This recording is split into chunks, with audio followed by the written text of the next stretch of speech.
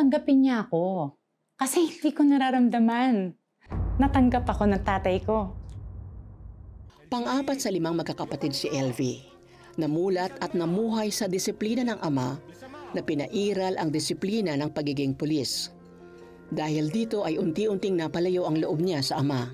Hindi ko maramdaman na mahal ako, tanggap ako. Kaya kahit ipagtimpla ko siya ng kape, basta tumawag siya, kape!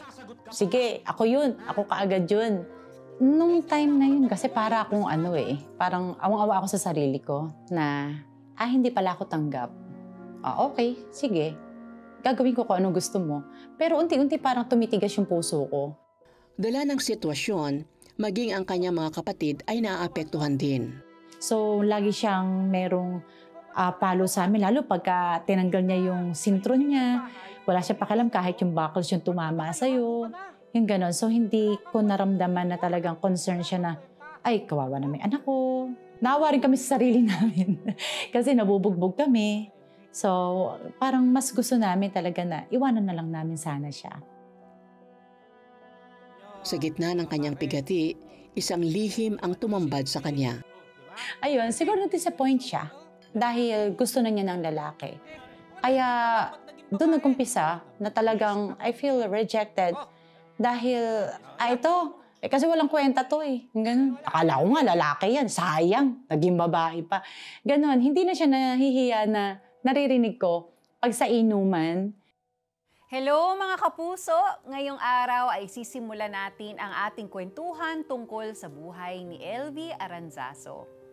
Brother Peter, ano ba yung masasabi mo sa mga parents na yung habang ipinagbubuntis pa lang sa sinapupunan ng kanilang baby ay nag-wish na, nako, sana boy to or sana girl. Sa tingin mo ba, doon pa lang nagsa-start na yung rejection kagaya na nangyari kay LV? Yes. Because when you say that to a mother sa anak mo, no, na sana girl yan o sana boy yan, she feels the pain. And the baby or the fetus feels what the mother is feeling. So if the mother feels rejection, that is what the wounding of that fetus will be, that baby that's growing in her womb.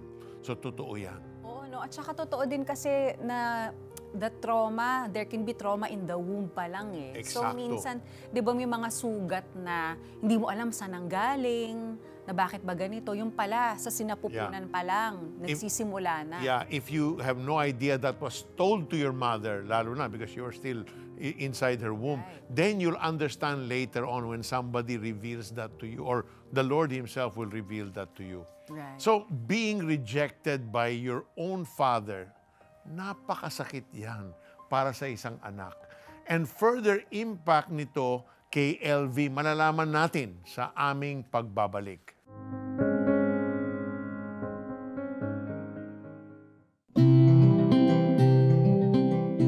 Hello and welcome to the 700 Club Asia. It's designed to bring the whole range of CBN ministries to Asia. So Lord God, I ask for your healing for all who are watching right now. Even the replays of this will be so powerful.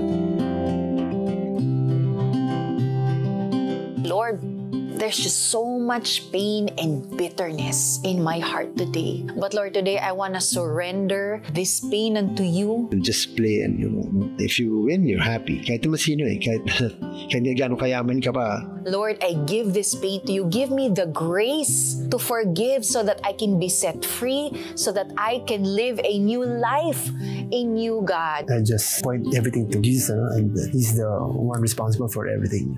Join us on our mission to bring miracles into people's homes, one prayer and story at a time.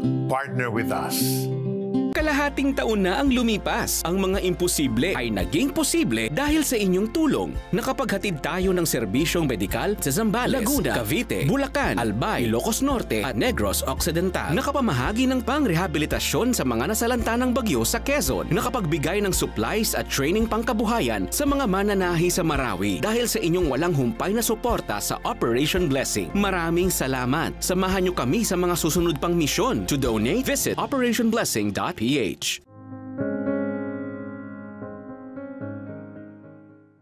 Joining us in the studio para ikwento ang kanyang buhay, please welcome Miss LV Aranzaso. Welcome, Miss LV. Hello po, hello. Welcome. Thank you for being here. Thank Let you me po. ask you, LV, ano yung naramdaman mo towards your father nung narinig mo from his own mouth na disappointed siya kasi girl ka instead of boy? Nakakaiyak po. sobrang I feel rejected na hindi pala ako tanggap ng tatay ko. Talagang ang sakit. And was he always displaying this rejection towards you? Lagi naman po kasi hindi ko nakikita na special ako or importante ako sa kanya kasi lagi siyang nagagalit. Ganun. And simply because you were born a girl. Wala ka namang ginawa. No? Opo. Yun nga po yung pinakamasakit doon eh. Yung wala ka namang alam mo nagagawang mali, pero bakit laging may mali? Ganun. Ilang taon po kayo nung narinig nyo yung conversation na yun? Hindi ko na rin siya matandaan, pero siguro nasa grade school na din ako noon. Bata pa. So iba talaga din yung sakit noon. At dala-dala mo talaga yun. So kung i-rate mo yung love and hatred na naramdaman mo coming from your dad, ano yung mas mataas? Yung love ba o yung hate? Sa totoo lang po, hindi ko alam kung paano ko siya. Pero sa akin kasi parang mas mahal ko pa rin siya kesa yung nagalit ako. Okay. In spite of the way he was treating you. Nagtatampo, siguro po nakakatampo, lalo pag nasasaktan. Pagka napapalo ka, talaga makikita mo sa balat mo na bumabakat yung mga palo niya. Parang doon, parang mararamdaman mo na nagagalit ka. Kaya lang parang mas gusto ko pa rin na maramdaman niyang mas mahal ko siya. Wow. Kaysa yung magalit ako sa That's kanya. truly amazing coming from a very young girl. Right. Sa 5 pong magkakapatid, no, sa inyo lang ba siya ganun? Kasi nabanggit mo sa kwento mo kanina na malupit rin naman siya sa iba mo pang kapatid. Pero ano yung effect nung kalupitan na yon sa kanila naman? Meron akong yung pang third kong sister, talagang nagrebelde siya kasi maaga siyang nag-asawa. Yun. Pero the rest, talagang mas kaming dalawa ng bunso na lalaki, talaga mas nakaranas kami nung lupit niya, nung palo niya, ng ganun yung hagis niya ng mag. Talagang mas naramdaman namin yun. Kasi talagang nung medyo tumatagal na, parang naiiba na lalo yung yung temper niya eh. Ganun. That's something, even with your brother. Right. Opo. Oo. Na, boy. Inaantay niyang magkaroon. Oo. So, tinanong mo ba sa nanay mo na bakit ganon si Papa towards you? Hindi namin siya tinatanong na bakit ganun ba? Bakit ganun ang tatay sa amin? Yung ganun. Ang inaano na niya, pagpasensyahan niyo na tatay niyo, lasing lang siya, mainit lang ulo niya, pagod lang siya, ganun. Na parang as children, kayo na yung umintindi sa tatay niyo. Talagang ilang beses namin sinabi sa nanay na iwanan na natin siya, umalis na tayo kasi nasasaktan na kami, nahihirapan na yung loob namin. And then sa nanay ko din, siya rin, talagang pag nakikita niya nasasaktan kami. Pero sabi niya, hindi pwede, magstay tayo. But yung pagka-authoritative niya, yung pagka-strict niya, sobrang strict niya, sa inyo lang, you've not seen that towards your mom? Hindi po kasi napakabait talaga ng nanay ko. No, I mean say, from your dad to your mom. Oo. Malupit din ba Ay, siya hindi sa po, mama? hindi No, po. Hindi sa po. inyo lang. Oh. Opo, sa amin lang na mga anak niya, although nagkakaroon din naman sila ng mga pinagtatalunan, pero hindi namin nakikita yon. And when he's let's say punishing you or saying things towards you, anong reaction naman ng mami mo? Siya yung talagang tagapagtanggol namin. Oh, okay. Talagang pinagtatanggol niya kami sa tatay ko na, tama na yan, tigilan na natin to. Huwag mo saktan yung mga anak Praise mo. God. Oh. So, siya yung parang equalizer, no? Opo, totoo po.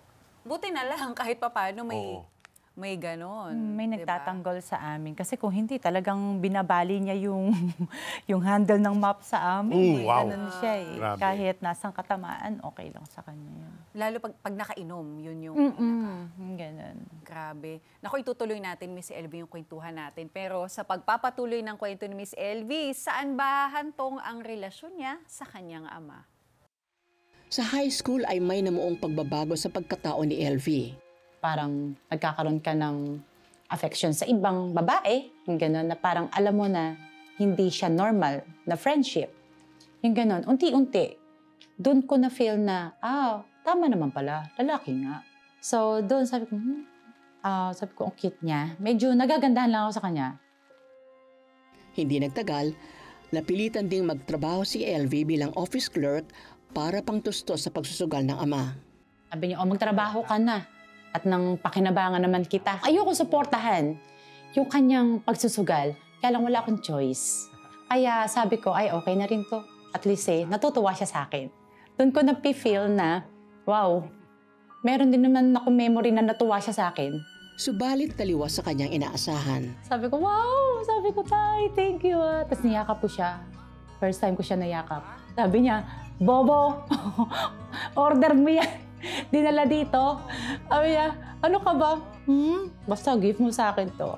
Alam mo, pinanindigan ko. Gift niya sa akin yun. Kahit ako nagbayad. Sa gitna ng mga rejections at disappointment ni LV, naimbitahan siya ng kanyang nakatatandang kapatid na dumalo sa isang Christian church. Baka doon ako nagkaroon lang ng curiosity na, wow, parang interesting. Kasi hindi ako laki doon eh. Pero siguro lang, hindi lang ako talaga nagkaroon ng personal relationship sa kanya. Kaya hindi ko rin naramdaman yung pagbabago. Ang paghahanap ni LV ng pagmamahal at pagtanggap ay nabaling sa kapwa babae. Mag-aabutan kami ng letter, kahit talagang short message lang siya. Nakasulat doon na, ingat ka, see you tomorrow, I love you. Feeling na, wow, at least naman, parang dito, akin na to, akin na yung mundo na to, masaya ako dito. So kita mo talaga, no, Sonja, now that LV is here with us, na because the father was so hard on her, even if her response was more of love for him than hate, she also had to harden herself and become tough. Doon nag-uumpisa na yung feelings for the same sex, no? And also, I'm looking at, for her, she wanted to win his love. So, performance-based acceptance. So, she'll give him money from her sweldo in order to be accepted by him. Na, mabait ka palang anak. Mag-change man lang yung mind niya. That, yes, even if you're a girl, I still accept you, I still receive you, I still love you. Grabe, ang complex ng nangyari from that rejection. So, ang daming areas ng life na yung na-affect because of the strong rejection from the father, no? Pero ito yung tanong ko sa iyo, Miss LV, wala na bang ibang core memories, like magandang memories na matatandaan mo mula sa ugnayan mo with your father? May natatandaan ako na time na nung nasa munisipyo pa ako, ay merong isang guy na nagsabay sa akin pauwi. Galing kami sa wedding. Kaso lang, hindi niya ako inuwi sa bahay namin. Dinala niya ako sa isang lugar. Sabi ko, bakit? Sabi niya, kasi itatanan kita. Ay, hindi, ayoko. Hanggang sa nakawala ako doon, nakatakas ako doon. Tapos pumunta sa amin yung guy, nakasama yung boss niya. And then, nakipag-usap sila sa amin sa bahay. Ang sabi niya sa amin, pakakasalan ko naman po si LV. Ang sabi ng tatay ko, hindi ko siya ipapakasal sa'yo. Sabi niya, ipaglalaban ko yung anak ko. Iyak ako.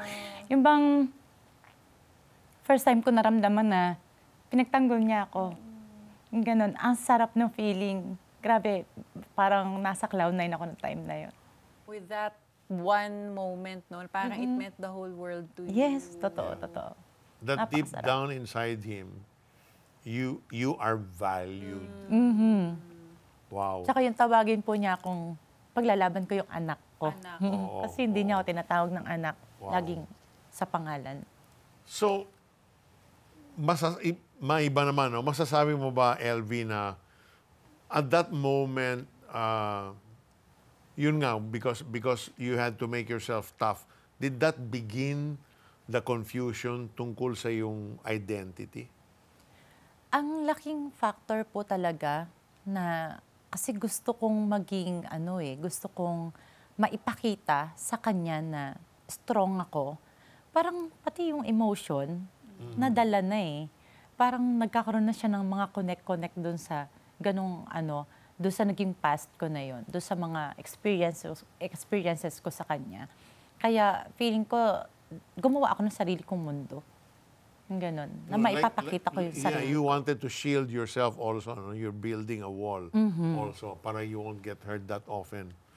So, when your father ba would be rough on you or would discriminate against you compared to your other siblings, did you ever show emotion na umiiyak ka or you just hardened yourself para hindi ka ma-hurt more?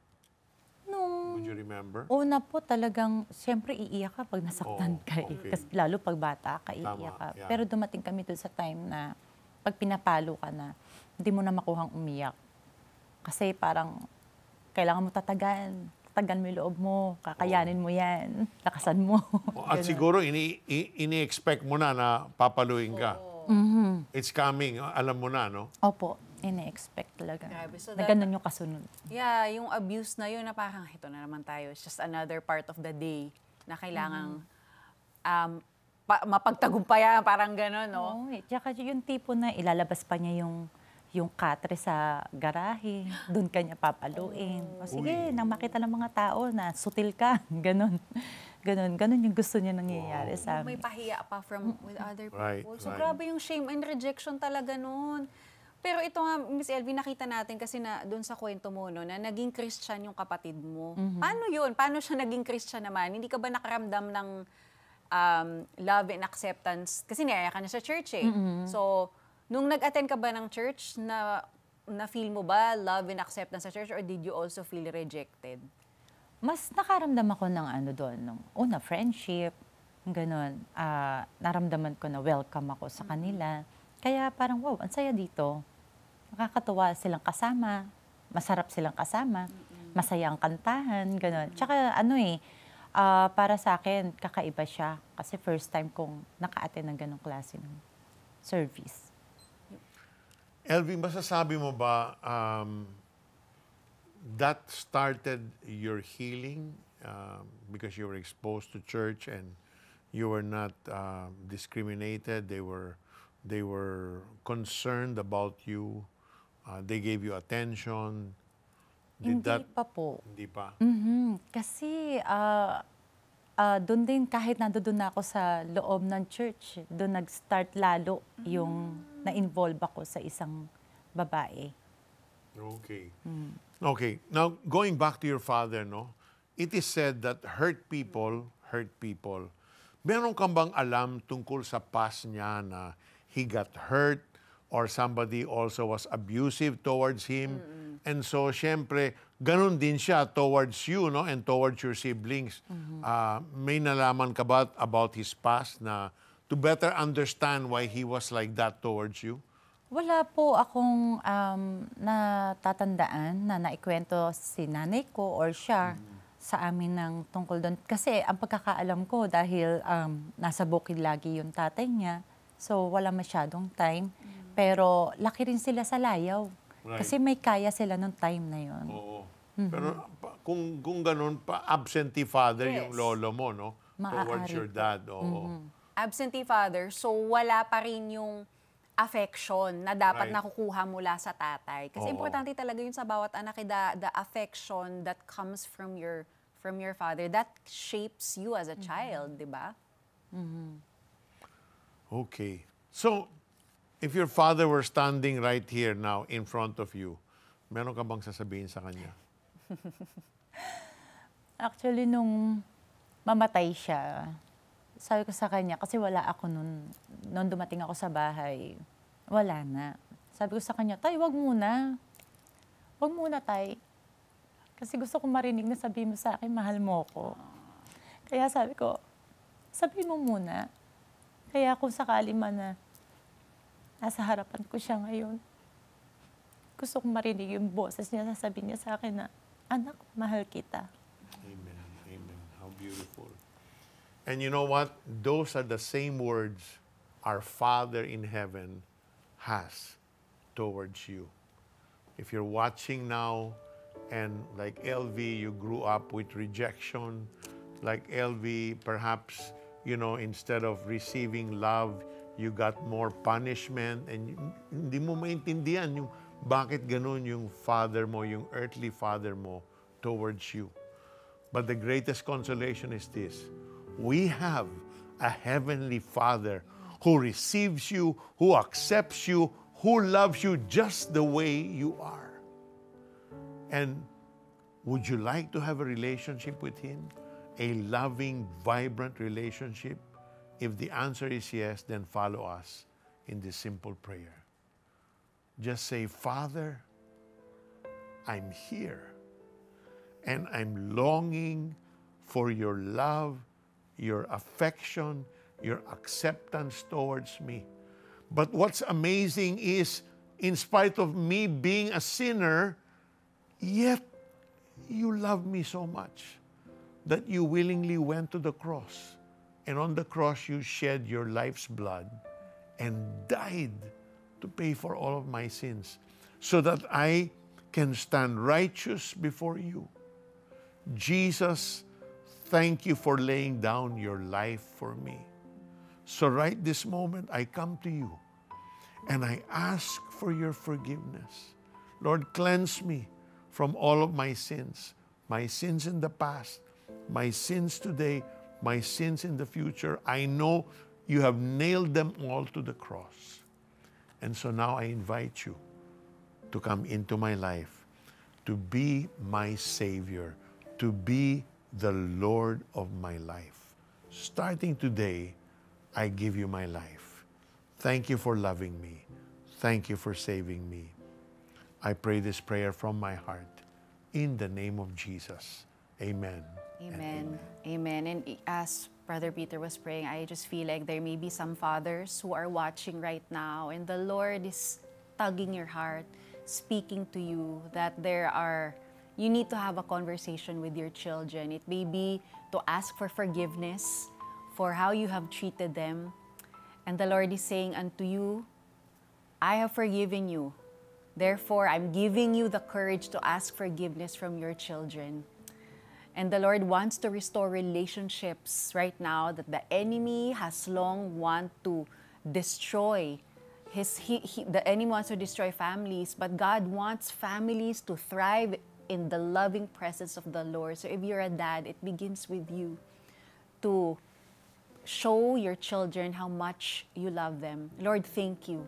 Lord, thank you that you are the restorer of relationships. And Lord, I speak healing right now to every family in the name of Jesus, that you will, because of your love, Panginoon, how you are as a father, you will teach earthly fathers how to love their children, how to display humility by asking for forgiveness and displaying that they will be a vessel of your love for their children. Lord, thank you. And Lord, we just continue to pray for healing right now. We pray for our kababayans who are physically sick. Lord, we thank you that nothing is impossible with you. I speak healing to every disease right now in the name of Jesus. It will bow down in the name of Jesus Christ our Lord. In your name we pray. Amen and amen. Thank you, Lord. Amen. LV, thank you so much for being with us. Yes. We'll see you again, but thank you for opening your heart and opening your life for our audience to hear and see the transforming power of love. Amen. Thank you din po sa opportunity. Yes, at wag po kayong aalis dahil magbabalik ang The 700 Club Asia matapos ang ilang paalala. Panginoong Jesus, tinatanggap ko po kayo na aking Panginoon at tagapagligtas. Sumabay ka ba sa panalangin upang tanggapin si Jesus? Narito ang CBN Asia Prayer Center para sa iyo 24/7 upang tulungan kang magsimula ng panibagong buhay na punong-puno ng pag-asa, kapayapaan at tagumpay. Just text YES, your name and location o mag-chat sa The 700 Club Asia Facebook Messenger.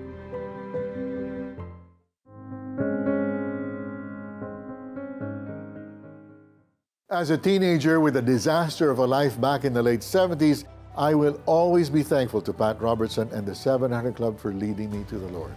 Never kong naisip noon na balang araw ako'y mapapasama sa mga hosts ng Pinoy version nito.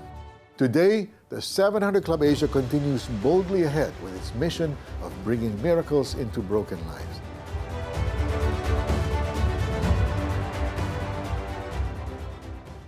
Magdodonate ako sa CBN Asia.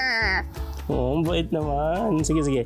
Type mo cbnasia.com/give. CBN Asia.com/give. Yan. Okay pa. Kaya mo na yan. Madali na yan. Ikaw na. Tulungan niyo po. Ang dami pong itatype eh. Tapos 4 lang ang daliri ko. Tapos ang dami pang hihinging details. Iba na eh. Ay, iba na.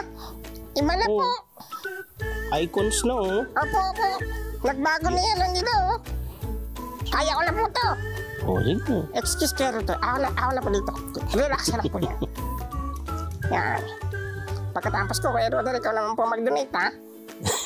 Ikaw nga po, 5 daliri mo, di ka nag-donate eh. Anong hindi? Kaka-donate ko lang sa cellphone. Sobrang dali na pala. Ano pa hinihintay natin? Donate na!